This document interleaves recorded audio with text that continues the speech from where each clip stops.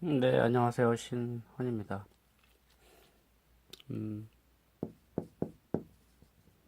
은혜에 대해서 이야기를 하고자 합니다. 지난번에 제가 그 있음에 대해서 말씀을 드린 적이 있죠. 있음과 없음.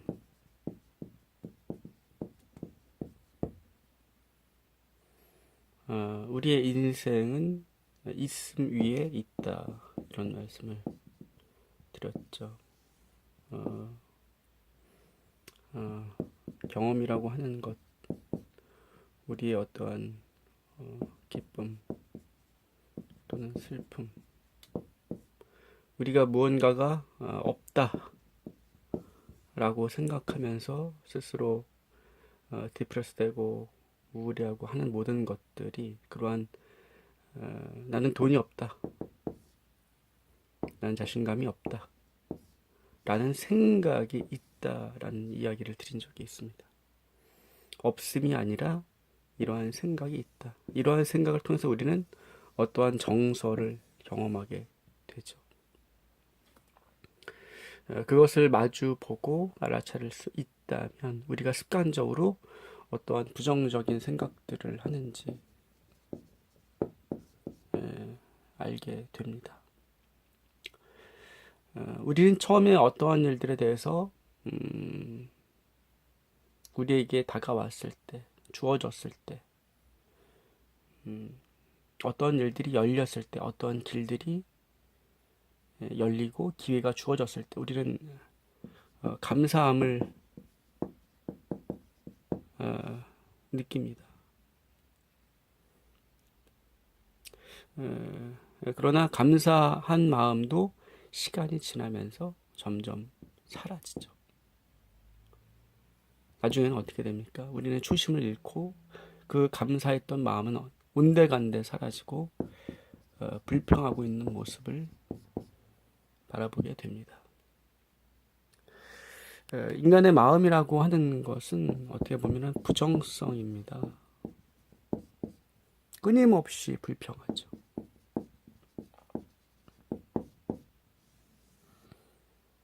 끊임없이 불평합니다.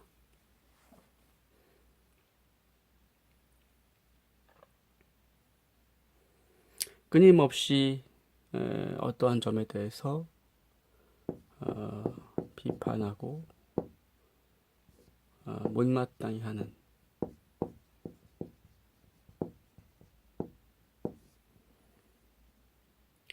마음은 어떤 면에서 부정적인 반응을 더 쉽게 하죠. 긍정적 반응보다는 부정적인 반응에 더 습관적이고 더 거기에 길들여져 있고 마음 자체가 어떤 부정성이라고 볼 수 있습니다.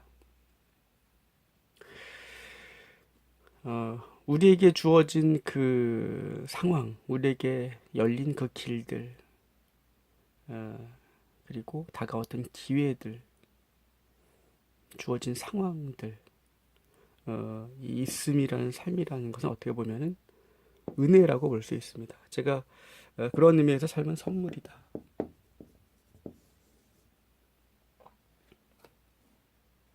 선물은 대가가 없는 거죠.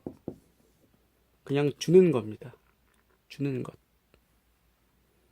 선물은 대가가 없이 그냥 주는 것입니다. 삶이라고 하는 것은 있음이라는 선물이다.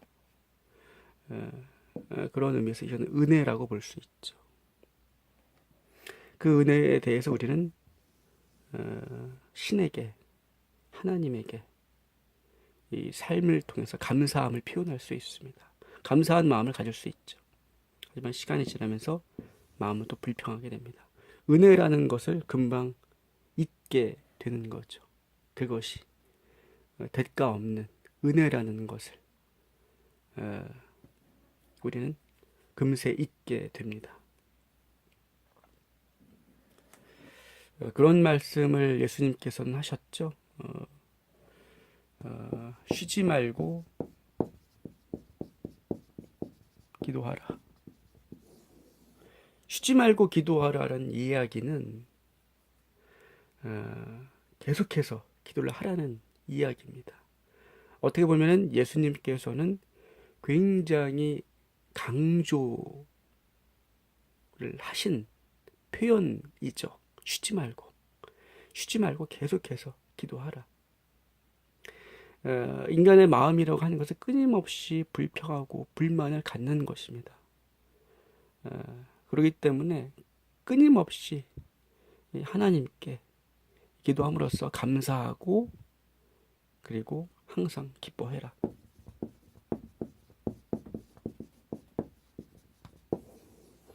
감사하지 않는 사람이 어떻게 기뻐할 수 있겠습니까? 그래서 쉬지 말고 기도하라. 항상 기뻐하라. 범사에 감사하라.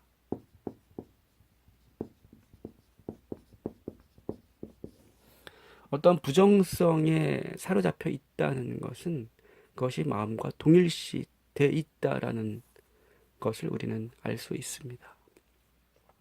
마음 자체가 어떠한 현실에 대한 부정성들을 지어내는데 익숙합니다. 마음 자체가 부정적인 것들과 쉽게 연결되고 그런 것들을 지어내게 되죠. 쉬지 말고 기도함으로써 우리는 쉬지 말고 기도하려면 어떻게 돼야 됩니까? 깨어 있어야 됩니다. 깨어 있어야 되죠. 쉬지 말고 기도한다라는 이야기는 깨어서 아주 적극적으로 주권자인 하나님과 대화를 하는 것을 의미합니다. 기도는 신과 하는 대화죠. 하나님과 끊임없이 하는 대화입니다. 그리고 두드리고 요청하고 간구하게 되는 거죠. 자, 그렇게 함으로써 우리는 하나님의 은혜에 감사하게 되고 요청한 것들, 간구한 것들에 대해서 응답을 받고 더 하나님께 가까이 다가갈 수 있게 됩니다.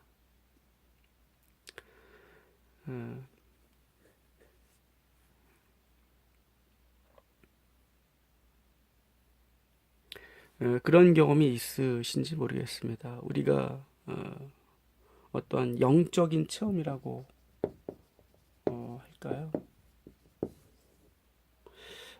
이유는 알 수 없지만 어떠한 기쁨 속에 잠겨 있는 경험 또는 이유는 알 수 없지만 굉장히 내적인 평화로움 속에 있게 되는 경험.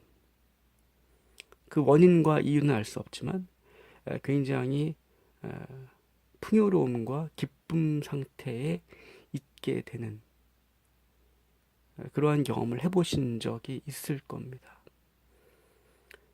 어느 순간에는 마치 누군가가 나를 도와주는 것처럼 일들이 잘 풀리거나 그리고 안 좋은 상황으로 안 좋은 상황으로 흘러갈 수도 있지만 어떻게 잘 풀려서 그 일들이 잘 넘어가게 되는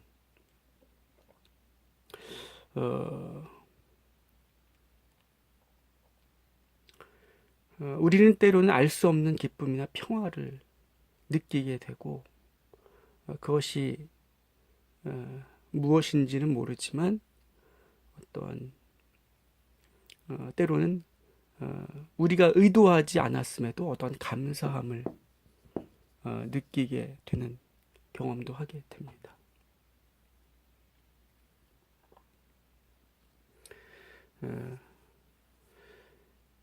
이러한 것들이 사실은 어떤 우리의 영적인 체험과 깊은 연관이 있다고 볼 수 있습니다. 그 순간들을 통해서 우리는 어떠한 생각을 넘어서 개념이나 어떤 관념, 어떤 우리가 알고 있는 어떤 지식 이런 것들을 넘어서서 어떠한 체험이나 경험을 하게 되죠. 의도치 않지만 그 순간이 길지는 않지만 때로는 어떠한 감사함이나 기쁨을 느끼게 되는 경우가 있습니다. 그것은 형용할 수 없는, 어떻게 표현할 수 없는 순간들이죠. 그리고 어떠한 힘을 얻게 되기도 하고 감사함으로써 다시 의욕을 샘솟게 만드는 기회가 되기도 합니다.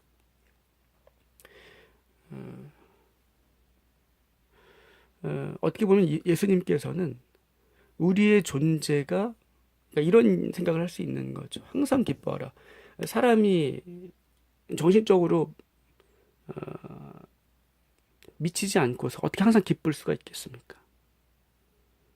인간이 살아가면서 여러분들도 항상 느끼겠지만 항상 기뻐할 수는 없는 거죠. 어떻게 인간이 쉬지 않고 계속해서 기도할 수 있겠습니까? 그래서 어떻게 보면 예수님께서는 굉장히 강조를 함으로써, 지나치게 강조함으로써 우리에게 이야기하고자 했던 말들이죠. 항상 기뻐하라는 그 이야기는 어쩌면 우리의 존재가 본래는 이 마음이 아니라, 부정성 이 마음이 아니라 그 마음 너머에 뭡니까? 무한한 기쁨이라는 것을 말해주는 것일 수 있다는 겁니다.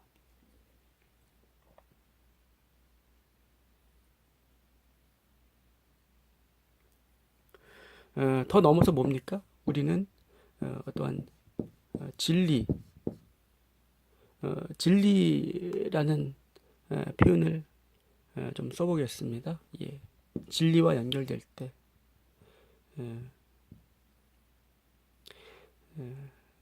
성경에도 이런 말씀이 나오죠. 하나님은 영이시니라. 그리고 또 하나님은 뭡니까? 사랑이죠. 사랑은 어떠한 개념이나 지식이 아닙니다. 논리적인 어떤 인간이 사고로서 설명할 수 있는, 주입시킬 수 있는 개념의 어떤 그런 것이 아니죠. 사랑이라는 것은 무조건적인 사랑이라고 하는 것. 즉 사랑이라고 하는 것, 이 진리라고 하는 것과 우리 연결될 때 우리는 기쁨을 넘어 우리의 존재가 사랑, 무한한 사랑이라는 것을 생각해 볼 수 있습니다. 그래서 우리가 어떠한 내적인 어떤 존재, 하나님과 연결됐을 때 우리 항상 기쁨이 넘치는 존재가 될 수 있다. 우리의 존재라고 하는 것은 부정성, 그리고 늘상 불평과 불만과 타인과 날 비교함으로써 자신을 깎아내리거나 그러한 끊임없이 복잡한 사고를 통해서 불행히 하는 그 마음이 아니라 우리의 존재라고 하는 것은 사실은 무한한 기쁨이다라는 것을 예수님께서는 말씀을, 이 가르침을 통해서 강조를 하신 것이 아닌지 우리는 생각해 볼 수 있습니다. 그러한 기쁨 속에서 우리가 매 순간 두려움도 있고 어떠한 분노를 느끼고 타인을 어떻게 해하고 싶을 만큼의 어떤 화가 올라오는 경우도 있지만 그 매 순간순간 그 상황들이 우리에게 주는 어떤 암묵적인 어떠한 교훈, 깨달음들이 있다라는 것, 그리고 있을 수 있다라는 것을 우리가 경험하게 되고 실제로 그것을 알게 된다면